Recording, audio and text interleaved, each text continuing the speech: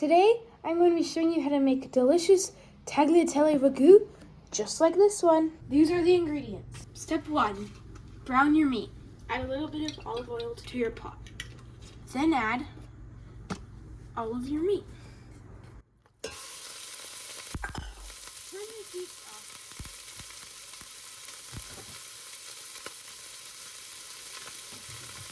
If the heat is not right, don't be afraid to.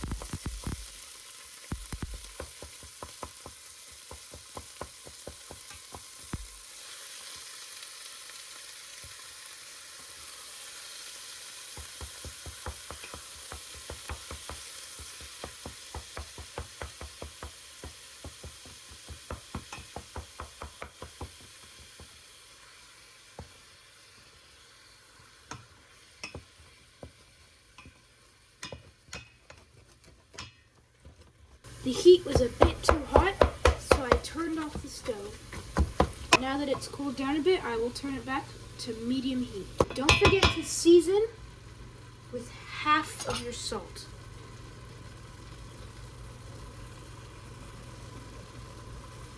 While the meat is browning, let's move on to the next step. Step 2. Using a food processor, blend the mirepoix into a puree.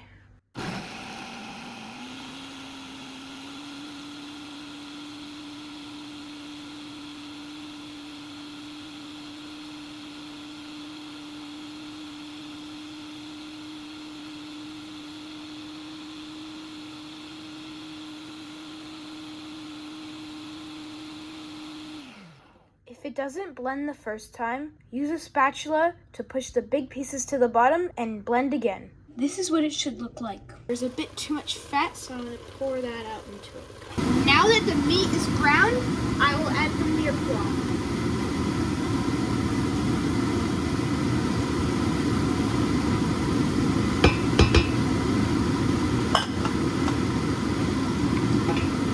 Mix it in and then add the rest of your salt. You're going to sweat it so that it smells sweet.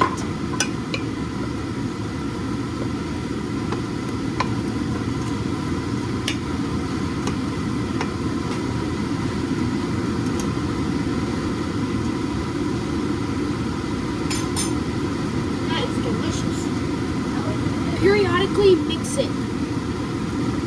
Now is the perfect time to add your herbs. Now that it smells sweet, add your milk.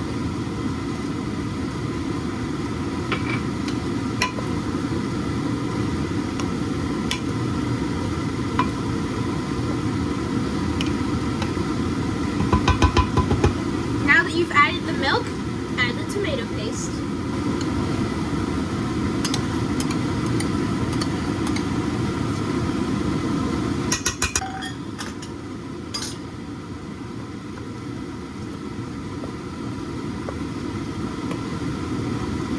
While the acid is cooking off with the tomato paste, crush the tomatoes by hand. Add in your hand-crushed tomatoes, and once again let the acidity cook off. This will take about 5 minutes. Add your wine and bring to a boil. While the wine is getting to a boil, heat up your chicken stock in a small to medium pot. Because there isn't quite a bit of liquid, I'm just going to wait until the chicken stock gets hot. Now I'm going to add the chicken stock.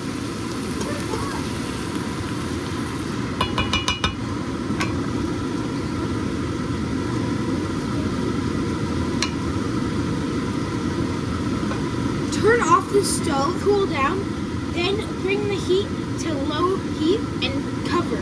Simmer for several hours until all the liquid is reduced. Let's make some pasta. Here we've got 300 grams of 00 flour and 3 eggs. Whisk your flour straight onto the cutting board.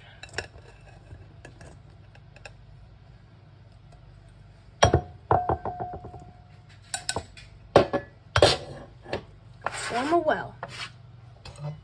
Pour in your pre-whisked eggs.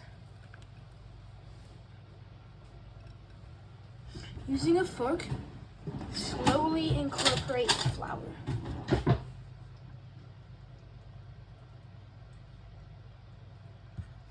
Oops.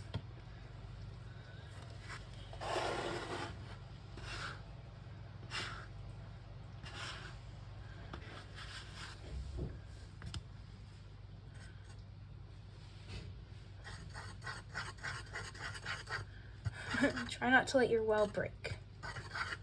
But if it does, it's a-okay. Now use a bench scraper and like this to cut the egg.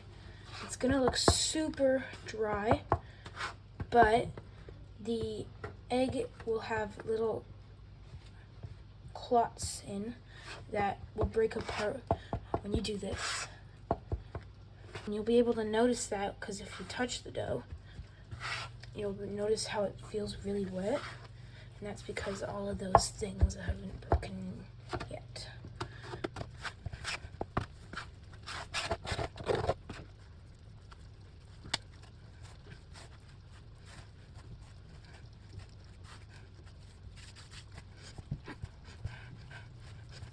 And now, just start kneading the dough. If you have a bunch of flour in your hands, you can just rub your hands together like this to get it off. Make sure you get all of this extra stuff in the dough.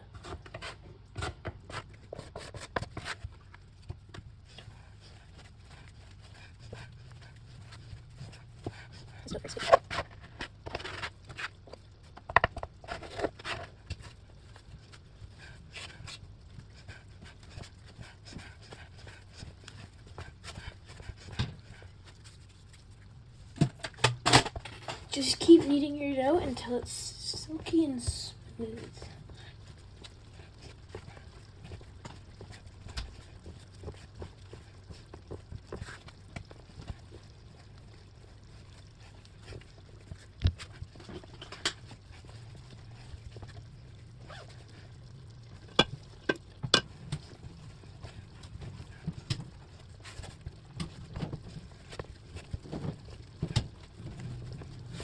You can always use a stand mixer to make it, but I prefer to make it by hand.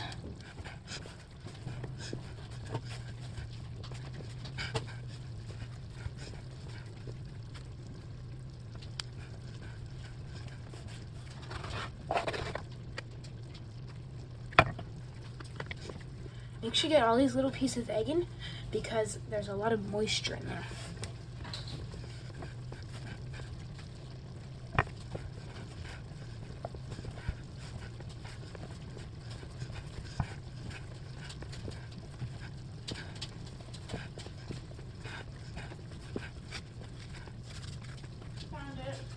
This dough is done.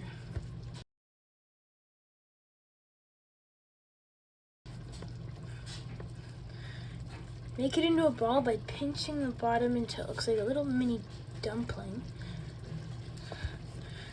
and roll it out. Perfect. Wrap it up in some plastic wrap. Make sure that it's completely covered, because if you don't completely cover it, it will dry out, and you do not want that. Put this in the fridge for half an hour. Let's roll this pasta out. Start by cutting your dough into a few equal pieces. I'm gonna do 4. Just press it out like this, and then turn on your machine, or you start rolling on the widest setting, which for me is 8. And you just roll through your pasta.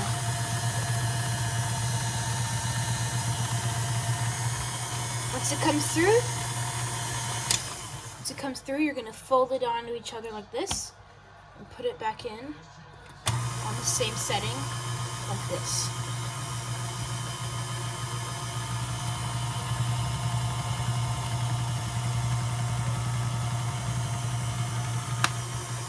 Do it one more time, but this time you're just gonna fold it in half once.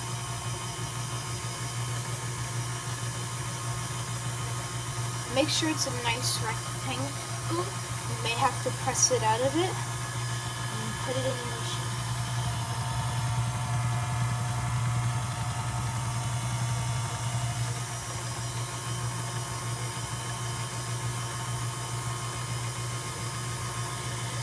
keep going through your widest setting until you like the shape of the dough. I'm starting to like this, so I'm going to turn it off and go down to number 7 or the second widest setting. For the pasta, we're going to be making tagliatelle. Once you've gone through 7 twice, you're going to go through 6. Put it through one more time. And now I skip 5 and go down to 4. Go through 4 one more time. And now I'm going to go straight from 4 to 2. And we're going to stop at 2. I'm just going to roll it through one more time. That is the thickness I like. I'm just going to cut this in half so you can get 2 shorter strips of dough. 2 shorter strips of pasta, so I don't have to be too long. So before you put it in the cutter, make sure to lightly dust both sides with flour. And again, we're still using 00 flour.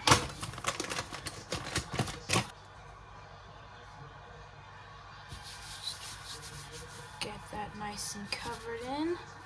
Get both sides.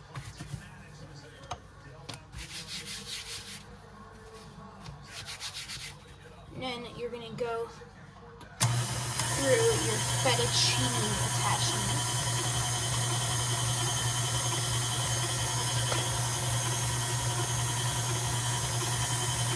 Oops. The dough turned out great, but I have nothing to put it on. So for now, I'm just going to nest it, and I'm going to get out a tray where I can put down the dough. So I'm going to put this tray here with cloth down, and then I'm going to put some semolina flour down. Now specifically semolina because the semolina flour is very coarse. It won't get absorbed by the dough. Generously put it in. There should be a lot of semolina flour. Okay, now you're going to get your dough like this. I'm just going to try and flatten it out. And you're going to lay it down in the semolina flour. And it looks like that so far. When your water starts to boil, drop in the pasta for about 2 minutes. Stir it around with the fork to make sure it doesn't stick together. If you think your pasta's done, just give it a nice taste.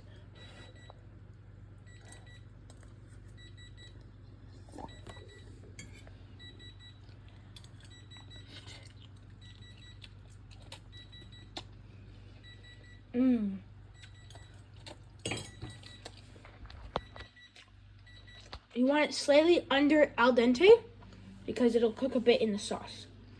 To start, add some butter to your pan and let that melt. While it's melting, add in about 1 scoop of your sauce.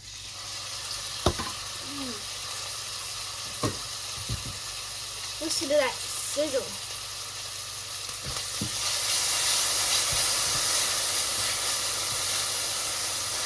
Now I'm going to turn the heat down because I do not want this to burn.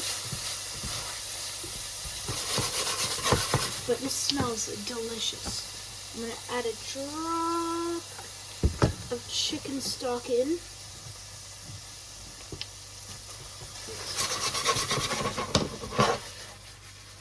Mix that around. Now you're going to get just a pinch of Parmesan cheese in there. Mix that around. Maybe I'm just going to add a bit more actually. Just like that. Let that sit, and you're going to add your pasta in. Make sure the pasta gets nice and coated in the sauce.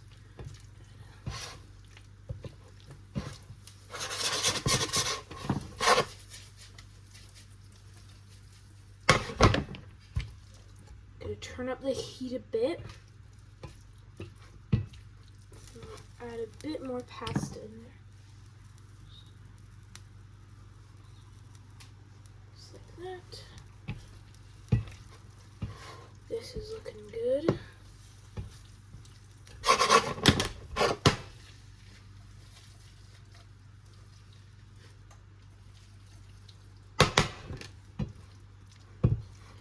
sure that's nice and incorporated.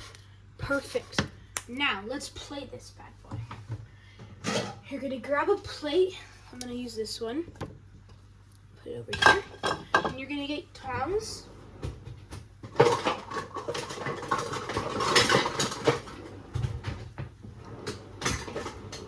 Like these.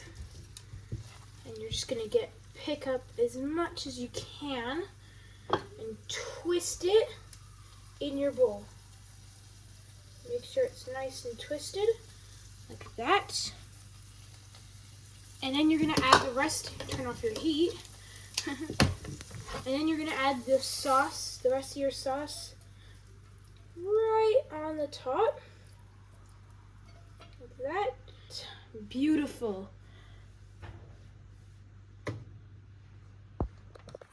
Look at this.